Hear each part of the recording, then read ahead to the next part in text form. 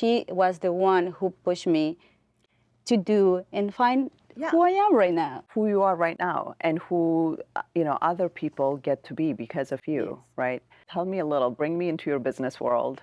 Tell me about what's exciting you. What are you building?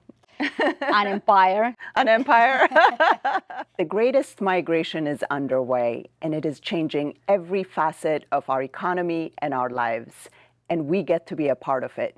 Join us as we explore the stories of entrepreneurs and leaders who are on the front lines of that change. It's the kind of change that matters. My name is Alfa Demelash. I'm the CEO and co-founder of Rising Tide Capital. And for the past 21 years, we've been transforming lives and communities through entrepreneurship. Today's special guest is Hilda Mera. She's the co-founder and CEO of S&A Auto Center, headquartered in Newark, New Jersey, and a champion for immigrant entrepreneurship and women's empowerment. In this episode, Hilda shares how her journey into leading a thriving auto repair business began and is grounded in purpose, grit, and a commitment to transforming service in a critical industry. Together with host Alfa Demelash, they explore how identity, education, and economic agency intersect, and how community-rooted entrepreneurship can create space for dignity, ownership, and transformation. Hilda, I am so excited for the conversation we are about to have. You have been an extraordinary inspiration to my team, to the community that knows you, to our fellow entrepreneurs at the Community Business Academy who have witnessed your journey, and you've shown up fully in what I find to be a really exciting sector: transportation, auto repair. It is not necessarily something that you see a lot of women working in and leading in. And so I think there's so many different exciting things that we can talk about what it means to lead in a male-dominated industry, no less. But before all that, I would love for you to take a moment and introduce yourself and share a little about the early stories of Hilda. Sure. Well, my name is Hilda Mera. I am the co-founder and CEO of S&A Auto Center, located in Newark and in Kearney. It's basically a business where we provide auto repair services, so mechanical, electrical, and diagnostics. But not only that, we also empower our community, empower women through our educational auto workshops. It's so important for us to educate our community, through the services that we provide. I love that so much. And I know when we first met a while ago, probably now it might be over a decade. Yes, basically it was in 2015 when I started the classes. So exactly a decade. Yes. This is fantastic. I think all good relationships take at least a decade to marinate. Yeah, definitely. And I remember when we first got together, we were talking about the fact that crazy things are happening in the economy, including automated vehicles. And what does it look like to imagine a world where cars are driving themselves and driving us and being like, wait, you're an auto repair, Hilda. What does this mean? Will you be repairing the Jetsons-like cars that are going to be showing up to your repair shop? And I remember having this very fun conversation about how we reimagine this really changing environment. So I'm wondering, even how did you even get started thinking auto repair is something that you'd want to do? When was the moment Hilda went from doing whatever you were doing before to saying, I'm going to start this business? Yeah. And feel free to take us back as far back as you want. Yeah. Basically, it was for 14 years, I work as a cleaning offices, in particular one in New York. And there was something that I never liked to do, honestly. Mm-hmm. But I was doing it because, I was, with that, I was able to pay my college education, my husband's education. And I was given the opportunity, they gave me the opportunity to attend college while I was working. Okay. So it was just a part of I was investing in myself. And then in 2013, My husband loves cars. Okay. He loves cars. And then in 2013, we kind of get the opportunity to get to this place. And I remember that when my husband and I went to see the place, I was like, are you sure you want to do this? Because the place was a mess. And because he wanted to start the Yes. okay, Yeah, the repair yes. shop. Okay. So, and then he goes, yes, we can just fix it, clean it, and things like that, right? The funny thing I will say it was that we started without money. You know, we had in our packets $5,000 basically, Okay. and started an auto repair shop with 5,000. Like, okay, That's a big deal. It is. that requires a lot of like Yeah. hope and faith. Yeah. Exactly. But we take, you know, basically the risk. And we started the auto mechanic. And this was in Newark? It was in Newark. Okay. That was in Newark. Then, you know, we actually I didn't know anything at all about how running a business. And the only, you know, thing we knew, or he knew, it was to fix cars. So, but anyway, when the opportunity came, we just took, you know, with faith. And it was like, okay, if this opportunity is given to us, we had to take the risk. And then thank God I did have a good credit. So we kind of get to, you know, the equipment, big equipment, we kind of get in credit cards with 18 months without paying interest and things like that. Okay. We were able to do all those things. So, you know, we started like that. And I do remember clearly the first year came into the business $50,000, and I was like, okay, $50,000 is nothing. But you know, Maybe just enough to pay back the credit card debt. Yes. But I was like, okay, there must be something that you know, we can do. But I was actually working at the same time I was working in New York, and I was kind of covering, you know, the expenses in the business and home as well. So you were working a job while also launching the business with your husband, and trying not to kill him in the process. Exactly.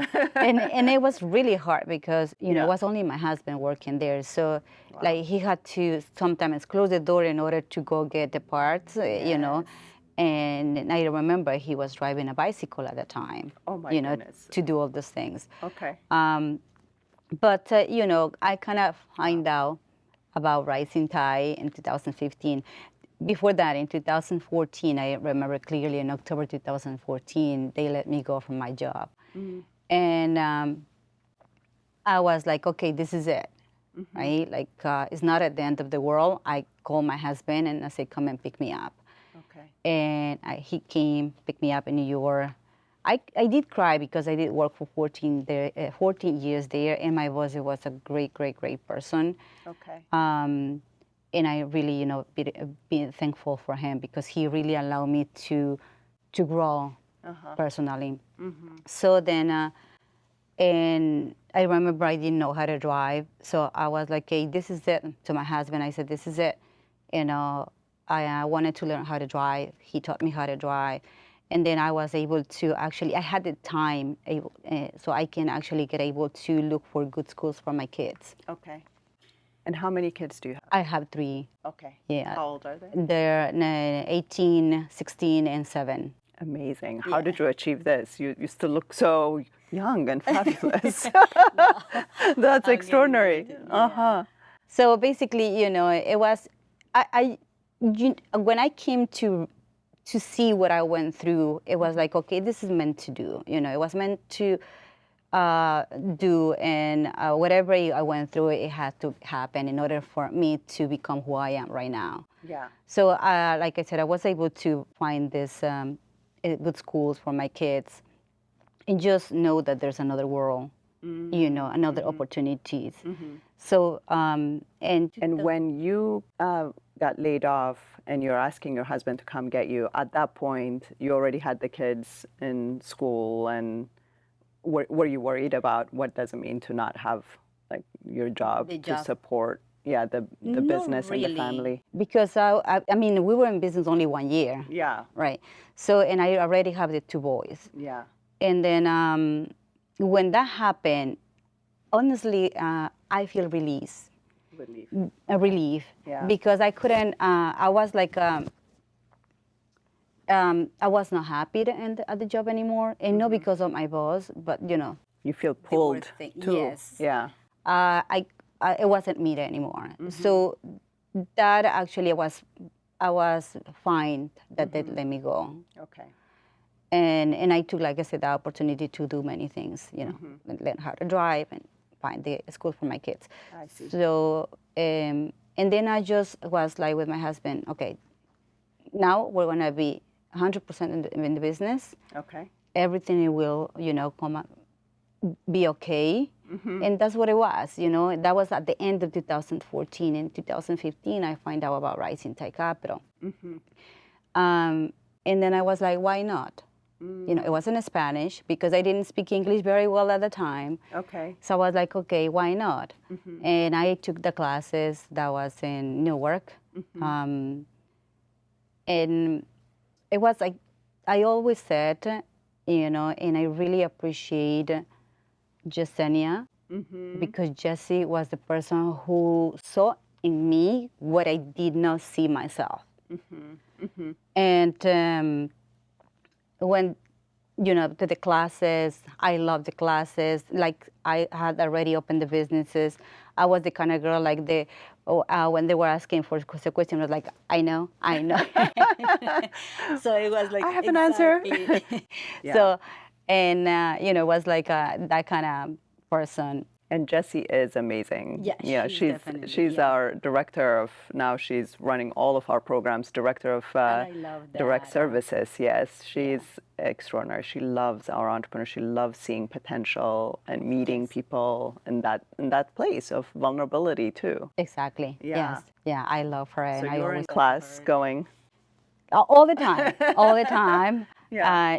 Like it's me. But it was just a matter of time. I would say that when Yesenia asked me to speak in representing the Spanish classes, I would just say like, yes, I'll do that. But I never thought that I would be in front of so many people, in talking in English. Yeah. And I remember when I was there doing my speech, I really honestly, I was shaking so much. You're so nervous. Yeah, I was so Yes. nervous. And I have that memory too of needing to do my first speech in English and being like, I think I'm going to pass out. I'm so nervous. Yes. But you see, that actually, take me out of my comfort zone. So that was the push that I needed in order for me to,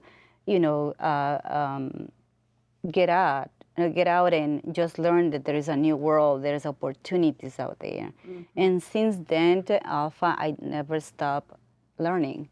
So I've been taking any class offered in any organization. It's like in now just actually showing my value. Saying, okay, this is me. You want me, but this is me.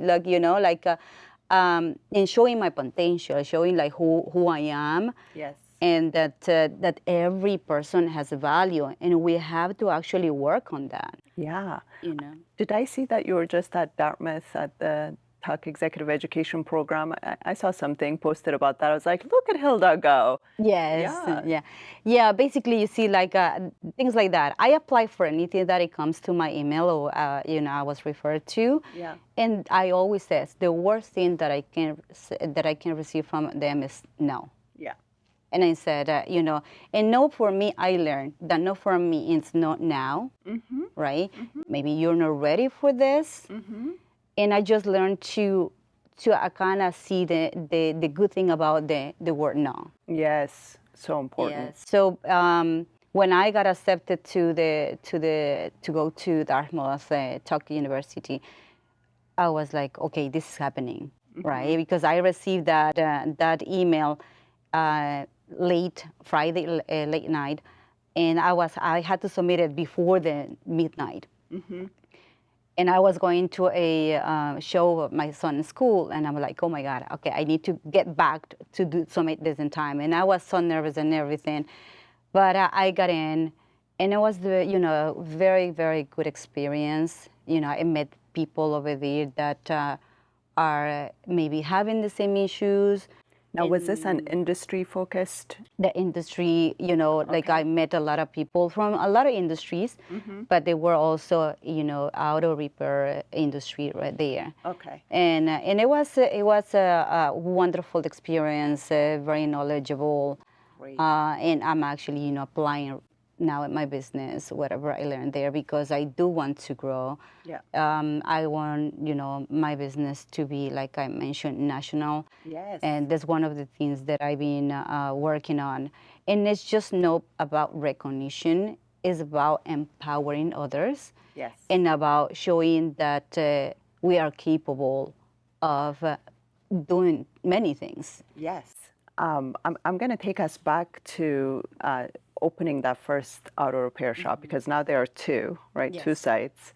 And all the way back to 2015, you at Rising Tide, your husband on a bicycle going out to get parts, closing. So what has changed from that picture to where you are now? Wow, it's been a huge change. Yeah. Basically, now I'm not able to delegate, like You have employees. because we have employees, we have a great team, and now it's just the mentality that working is not just about working in the business, but we are working on the business, as many people say, and it's just about, basically being yourself, doing what you like, doing everything in the place. Yes. Because then when we wear so many hats, is when we are not realizing that we're hurting ourselves. Yes.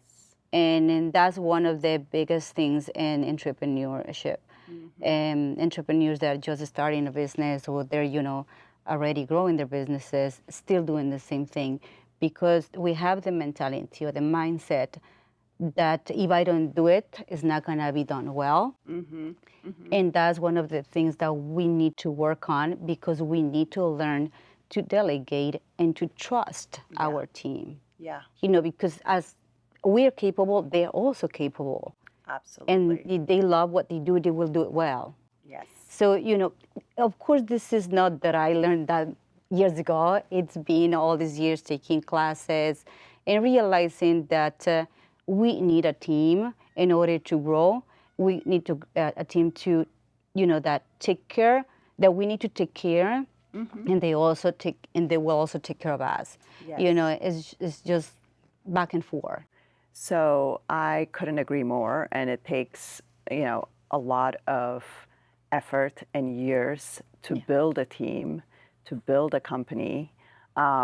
And I know that you've gone through some experiences, and we're talking a little bit about that even beforehand. And part of what made me even more excited for us to have this conversation is this part of the journey, that it's really challenging, and being vulnerable enough to talk about those challenges so we can learn from the experience and teach others too about resilience and what it takes. Are you comfortable sharing with me like your journey in 2018 in particular, when you were really hitting the limits of what it takes to do it all? And Yes. Yeah, share more about Basically, I remember that I was teaching in Rising Tide. I was taking classes, taking care of my family. I had already a 2-year-old, my last baby girl. And it was basically, I was doing everything. I'm trying to be like the superwoman that knows and does everything to make happy others. Yeah. But I wasn't really taking care of myself and realizing that I was hurting myself. So basically in 2018, I remember clearly in July 2018, for some reason, I just, break down. It was horrible, everything. And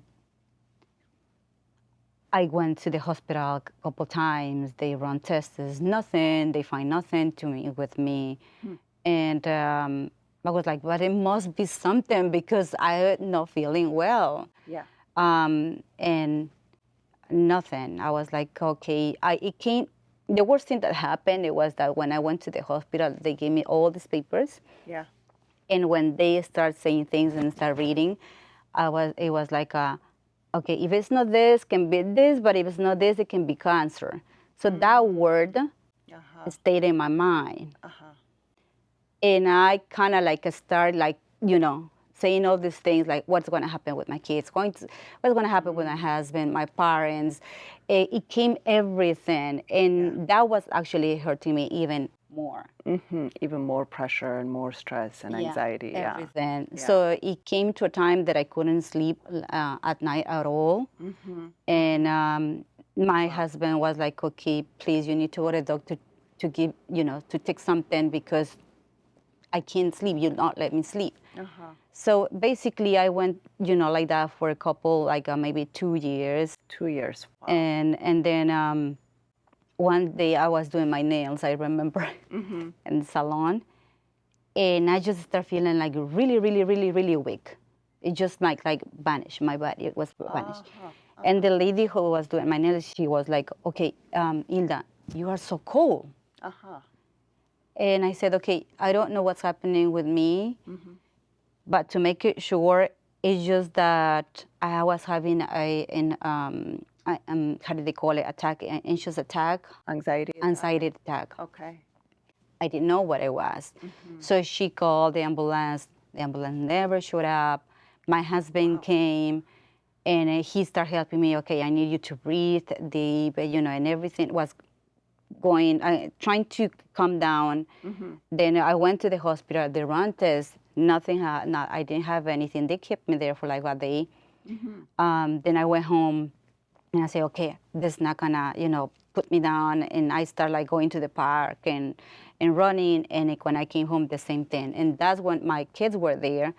And then it happened the same thing with me. So my older son at that age, I think it was 16 or something, he called my husband and Dad, Mom is not feeling well. And he was like, okay, don't worry, it's going to pass. Just calm her down. He called the ambulance. Since he was, I guess, a minor, the ambulance came home. But by the time the ambulance came home, I was fine again. You're fine again. Okay. Yeah. Then when I would reach out to Milena, she was a student, in the Rising Tide Capital class. Because by this point, you had also taken on, were you teaching classes? Yes. Yeah, so Yeah. you're also teaching Exactly, yeah. Rising Tides Community Business Academy, giving back, doing it on nights and weekends, being super mom, Yes. running the business with your husband. And it sounds like you're also doing things like you're going for a run, you're doing your nails, doing things that seem like self-care. Yes. And yet these things were happening and they were real and you're having these anxiety attacks. Yes. Yeah. It was really hard, sorry. Yeah. But that when she came to help me out, and it was like, okay, she actually helped me out in 3 months. This is one of your students at the Community Business Academy. Oh, amazing. Okay. Yeah. Milena. Every time that I feel down, I just call her. And then she's like, she's like now my personal nurse, I will say. And she actually helped me with just natural things. Yeah. Like I would say, okay, you got to take care of yourself. You have to love yourself. Say things to you that it doesn't hurt you. And then I start like, okay, yeah, I have to take care of myself, because if I don't do this, then my kids, it won't be okay. Yeah. My husband and the people that is around me won't be okay. Yeah. And I remember that you invited me to something, and I couldn't even wear high heels. In that time, I went, it was in a restaurant, so you, Alex, and other people, and I couldn't even wear high heels. That was that, I was that bad. You felt not stable or Yes. just, yeah. It was just weak all the time. Wow. And if you'd asked me, I would have said, no, Hilda's totally fine. Look at her go. Everybody was saying the same thing, and Yeah. everybody thinks that, that I never had anything. But it was just me fighting with me. I was like, I'm okay. I'm not gonna let anything to stop you, because she was only 2 years old. Yeah. And I mean, that's a really Yeah. challenging year to parent as well. Exactly. Especially when you also have other kids that you're, Exactly, yeah. yeah. And I think, what you're sharing is so powerful, because when we talk about resilience, and yes, there's the business's resilience and what you might be able to do, whether it's financially or otherwise, but really at the end of the day, it starts with you and ends with you in many ways, right? If you're not well, then the business is not well. I was just having this conversation with one of your fellow alums, Tawanda McEachern, and we were just talking about, hey, because we're moms, it doesn't mean that we're not juggling all these other things, and it's personal, and it takes. Sometimes people just assume, because they look at you and they think, oh, you're fine, but there's something else that only you can tune into. Exactly. Yes. And I really appreciate also how you reached out, and I'm sure it took a lot of effort. Maybe you can share, like, what did it take for you to reach out for that help with your student, to even share? Like, how did you start sharing it? Because I think a lot of people are silent because they don't want people to know that ththey're struggling. Yeah, that's actually a huge thing that, like you mentioned, sometimes we feel shame Yeah. or what is going on with us, and we don't share. But I truly believe in that we have to share and speak up and look for help, because maybe we don't think, I think that only is happening to me, but when you came to realize it's happening to a lot of us. Yes. And just being afraid to ask for help. Yes. And in my case, I was like, I mean, I came here, God brought me here for a reason, for a purpose. And I'm not gonna let anything to stop me, because whatever is happening to me is just making me stronger, right? And I'm like, okay, I still have kids. My kids are little. Yeah. And I'm gonna be doing for you, and I'm gonna be doing for my husband, for my parents, for my community, and just start talking to me, positive, because I've always been positive. Yeah. But what happened, it kind of like, my mind shift to negative, and That's like a actually negative killed me. spiral. Yeah. Yes. And then I was like, no, I have to do come back to who I am, to how. So basically, the way I did it was like, okay, I reached out to Milena, and the funny thing is, like, she knew me as a Hilda, because that's my first name. But the person who mentioned to her about me knows me as a Marcela, because my name is Hilda Marcela. So she reached out to me, and she was like, okay, hi Marcela, this is Milena. And I'm like, okay, hold on. Milena, was my student when was instructor in RTC. So it started the conversation, and then she started asking me what is happening and things like that. And honestly, I am too, like, okay, come on, you gotta speak up. I can't. Yeah. And she's very like calm energy. Yes. Yeah. And I was like, I don't know if I did right, with this. And I told her that one day, because she's very calm. And then, she started saying, okay, we're going to do this. You got to change the way you eat. You got to change this and that.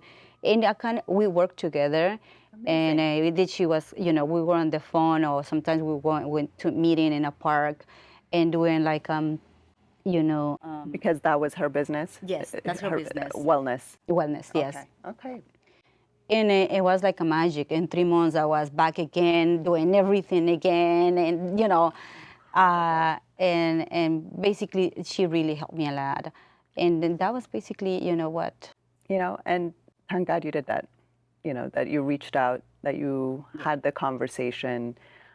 We've been at Rising Tide very focused on mental health and well-being and resilience, because we notice this. It's, you're not alone. I think a lot of people carry a lot of fear and shame, but we're saying, actually, the more open we are and the more aware we are, because a lot of those traumas, a lot of those places that bring us fear is also where our strength and our resilience lies. And so being able to create the environment, the conditions, and the support, and we've been very fortunate to have a couple of our funding partners come alongside and say, hey, we notice this is very important to unlocking the potential, the economic mobility, and the possibilities for the future are really in the hands of entrepreneurs like you. Yes. But if you're not well, or if you don't have support infrastructure, or if nobody's talking about it and it's just go, go, go, Hilda, go build the next, open up the next auto repair shop or grow the franchise without any care for yourself, then we're missing an opportunity. Yes. And so I'm so excited knowing that you are talking about this, because I think that would also encourage others, particularly those who come from cultures where mental health and well-being is just not. Exactly. It doesn't really exist. It doesn't exist. It doesn't exist. It's like, what? You deal with your traumas, and Exactly. some make it and some might not, but there isn't, We have to do intentional, but this is the issue, Alpha, that like we mentioned, it does exist, but we're not aware of those, that mental health, that self-care, care. And in our culture, is like, okay, your parents raised you that way, just keep it that way, and just, if they did it, you will do it. You can do it too, yeah. But when that happened to me, I get to the time that I have to actually call my family in Ecuador and just tell them, what I was going through, and just actually ask for forgiveness, even though I didn't do anything or whatever. It was just that kind of things, like going back, going back of the relationship with your family, with your parents, because you never know what your parents went through. Yes. And that comes, to us, and we are the ones who carry it, all that. And we don't let that go. But in order for us to let that go, we have to acknowledge and we have to accept it. And then once we do that, we want to be moving on. And so if we don't do that, we still, like in the past, and just blaming others and blaming somebody else for what is going on to us, then we're not going to do anything. So that's why when I speak to my husband, I said, whatever it was your life, and whatever it was my life, stays there. And it's not going to affect my kids. They will have to be a different view of life, of empowerment. Like the little one is 7, and already she says, I love myself. And I said, yes, you have to do that. You have to love yourself first. So as that kind of empowerment that starts with you, within you, the change that has to start within you. If you don't change, don't expect anybody else to change. Yes. So, it's just, and all this, thanks to RTC that opened the doors, and I just see a different world. There was another world of entrepreneurship, of empowerment, and to show who you are. Yeah. What the value is, like you have a value. I'm so happy. Just that's why I always said Jessie, and I said that to her. I love Jessie because she was the one who pushed me to do and find who I am right now. Who you are right now, and who other people get to be because of you, right? So you have opened your second location, right? Yes. And that's in Kearney. So tell me a little. Bring me into your business world. Tell me about what's exciting you. What are you building? An empire. An empire. Yes. Well, that was also one thing that when the opportunity came to purchase the business in Kearney, the same thing. We didn't have money because it's the capital is always an issue for access to capital is And then I was offered, I was like, okay, you want to get a loan to buy this? I was like, okay, fine, Well, at the end, I didn't get anything. And so I came to my husband and I said, well... You didn't get the loan. Okay, I didn't get to the purchase loan. Okay. So we had some savings. And I said to my husband, I remember clearly that I came one day, he was working, and we went to have lunch together, and I said, well, the landlord is saying that we need to start so we can sign the paperwork, but we don't have, enough to cover. And he goes like, how much more do you need? And I said, about 15,000 more. And he goes, well, I've been saving all these years, and I think I have it. Oh, that's incredible. Yeah. Okay, not something you hear every day. Exactly. So I was like, kind of surprised, but at the same time happy, right? So I was like, okay, so how much do you have? And he pulled out a bag where he was saving all this money. Oh my gosh, it wasn't even in a bank? No. That was funny. So I was like, okay, Yeah. perfect. And then we were able, to purchase Kearney. So, and when we Through a relationship with the landlord. Yeah, with the landlord. amazing. Yeah. Yeah. That's why I always think, Alpha, that when something is for you, no matter what happens, it will come to you. But you have to be resilient. You can't just, if they say no to you, like for me, Yeah. when somebody says no to me, it depends on the situation, but when somebody says no to me, it's like, okay, like me, I'm showing you that I can do this. That's what I, say to myself. I'm like, There's got to be a way. yeah. There is a saying in English that they say there is a will, there's a way. Yes. Yeah. When something like that happened, I always say that to me. Say, if there's a will, there's a way. Yeah. Yeah. So that's And what a we do. relationship, The right? relationship, Like yes, the this is also relationship. part of where we always say at Rising Tide, like business is all about relationship. Yes, definitely. That's why I'm in the business of building entrepreneurs and supporting entrepreneurs, because I think incredible things are possible. Even if we're like constantly talking and seeing the data around like there isn't enough capital being invested in enterprises and entrepreneurs who are building from the bottom up. But where there's will and relationship and opportunities to connect and share, then things, the way opens up. And so this person ended up lending you the money so you can. Exactly, basically, so we were able to, get that, and it was the best decision, we took with my husband. Of course, like kind of like afraid, because it was like, okay, who's gonna be there? Who's going to be in Newark? And then I was like, Expansion. okay. That first location is always so hard. So I was like, okay, listen, everything is going to be okay. And I was afraid too, of course. But it was like, I'm the kind of person, everything is going to be okay, okay? Don't worry, it's going to be okay. and for 3 months, it was really tough. Okay. The first 3 months, because everybody was looking for Jose in Newark, and Jose was in Kearney. And then after everything started working out, and we have the manager there that is, he's a great person that helped us a lot. And then Jose came back to Newark. So it's like, we were able to do it now with 2 years and some months that we've been in Kearney. Wow. And that's when it came the idea, why no franchise? Right? It's like, And mind you, you're doing this also in the middle of the pandemic, right? Yes. So yes. 2 years and 7 months ago, we were also. Yes, yeah, we were in the pandemic. So, but that's what basically when the opportunities come, and you have to take them. Those Because if crisis you don't moments take- can Because create if you don't opportunity take for those, growth. those opportunities, and you wait until you have the money to do something, you're not gonna do it. That is true.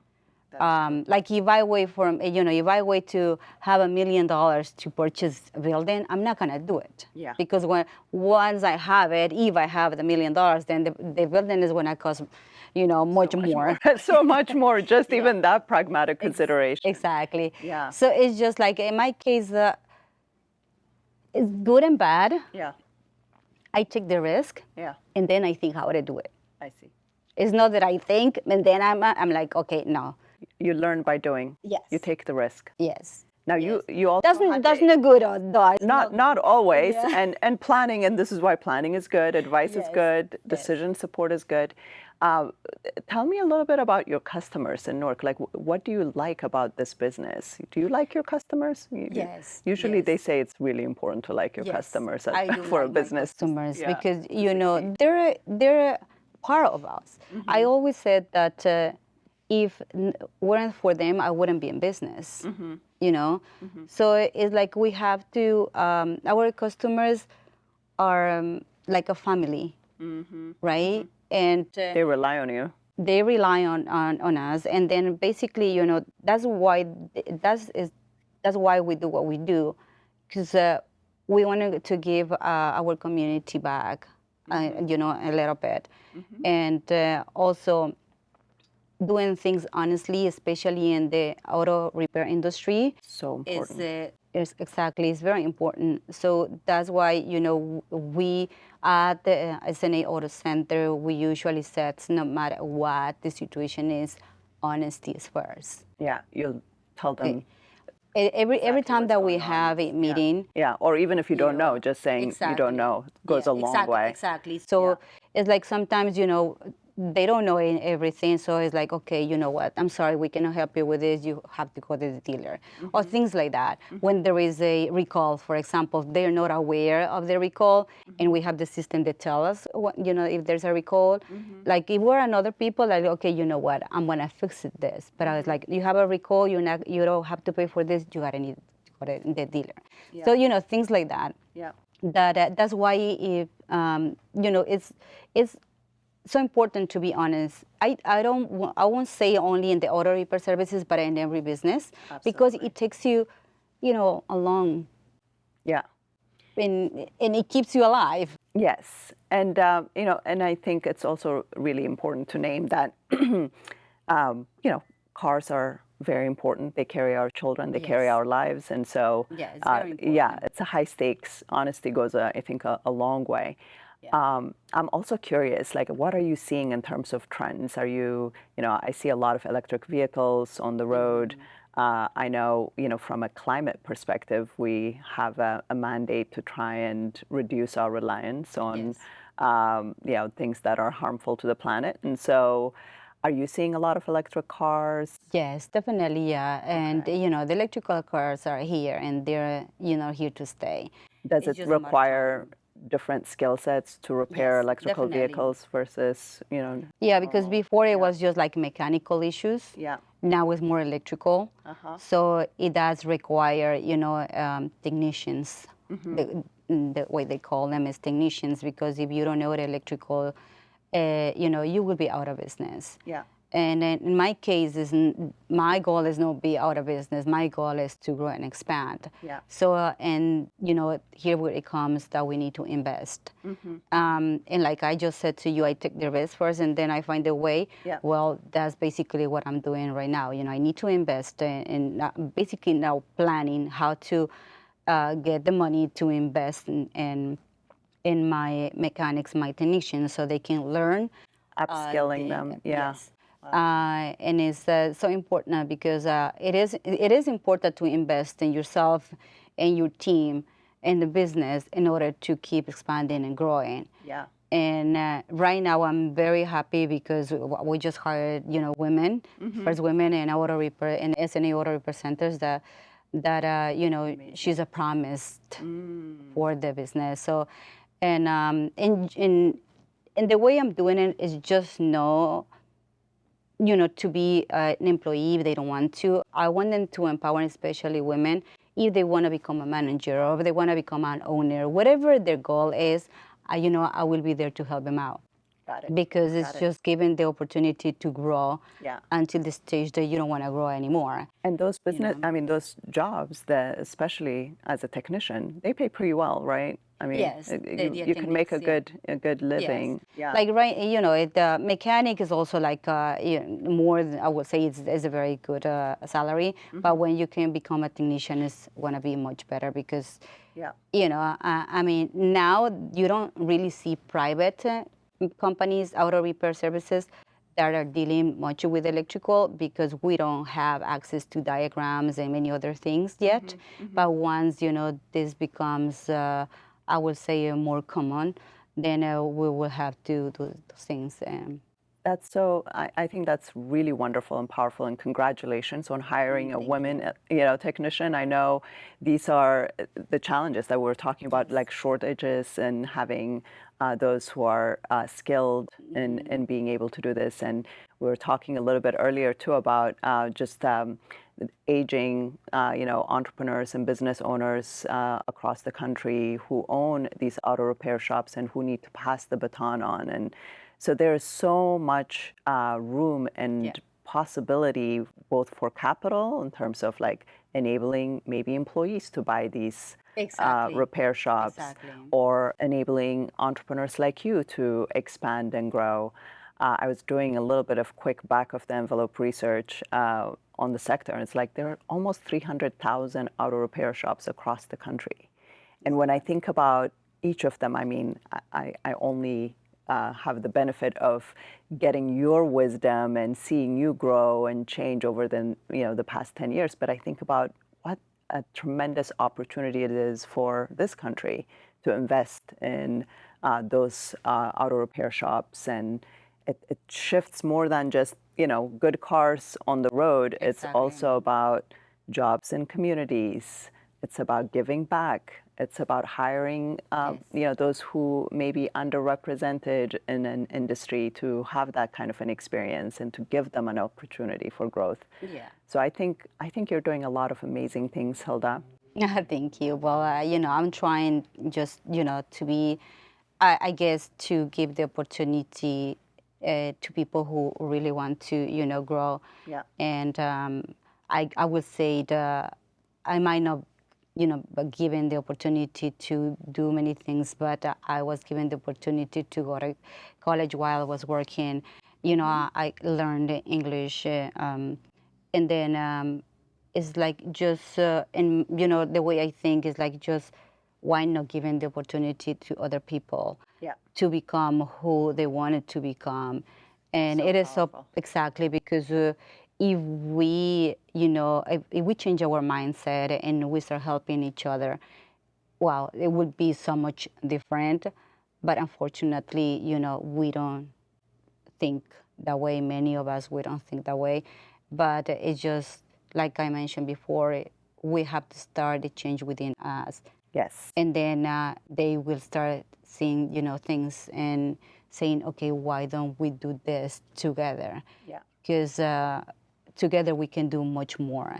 I think this is you're perfectly explaining even the reasons for why I'm doing these conversations and the podcast, because if we don't share the stories of optimism that we can get there, we are in the midst of the greatest migration towards mutuality, towards flourishing, and it's going to take every single one of us participating and building and coming together so that we can make that positive outcome possible, more possible.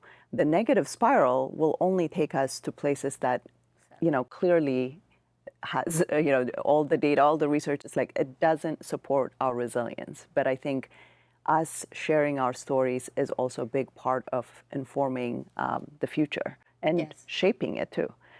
Well, anything else that you would like to share? Anything that I have missed? I'm hoping this will be a part one of many conversations when the flying cars and the self-driving cars become a thing. Then we're going to have part two and part three. Yeah. Well, no, basically, I would say, Alpha, that if we become a authentic leader, because that's what it is about.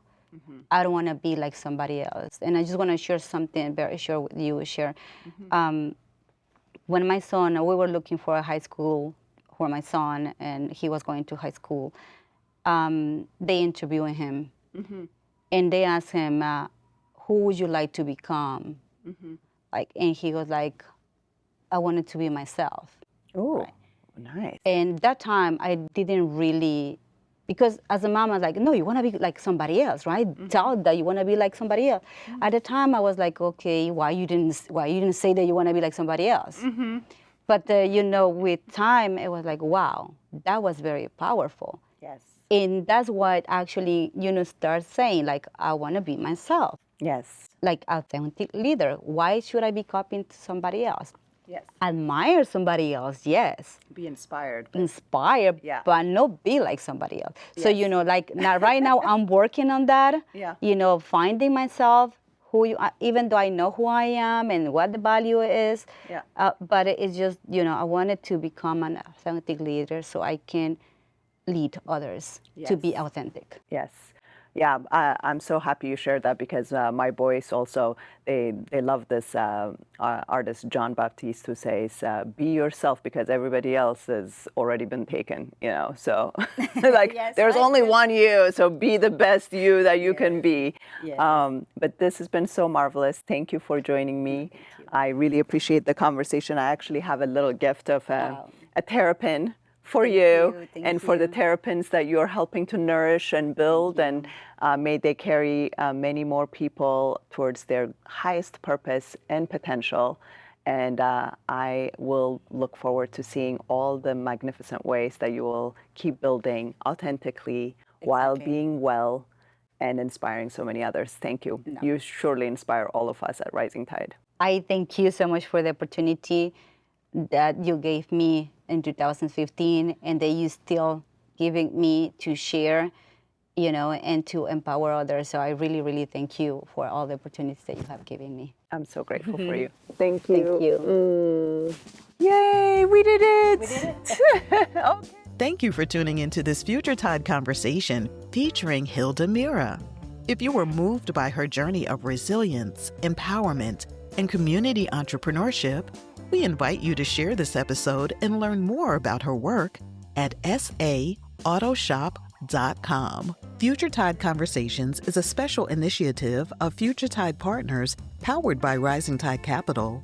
We are a 501c3 nonprofit organization with a mission to provide holistic and long-term support to the entrepreneurs and leaders building businesses and initiatives that advance human connection and well-being at the community level. We believe these enterprises are the cornerstone of a thriving future economy for every community. To learn more about our work, visit us at risingtidecapital.org. Be sure to follow our podcast and access new stories and resources by signing up at future.risingtidecapital.org. This mission is made possible due to the vision and generosity of committed supporters like you. Please consider becoming a sponsor or making a contribution as an investment in our work and impact. You can also support us by sharing this podcast with your friends and by leaving a rating and review. We extend our gratitude to our team, with a special thanks to our executive producer, Chris Van Nest, for his outstanding editing work, and creative director, Tigist Kalkai, for the evocative creative art and media hub.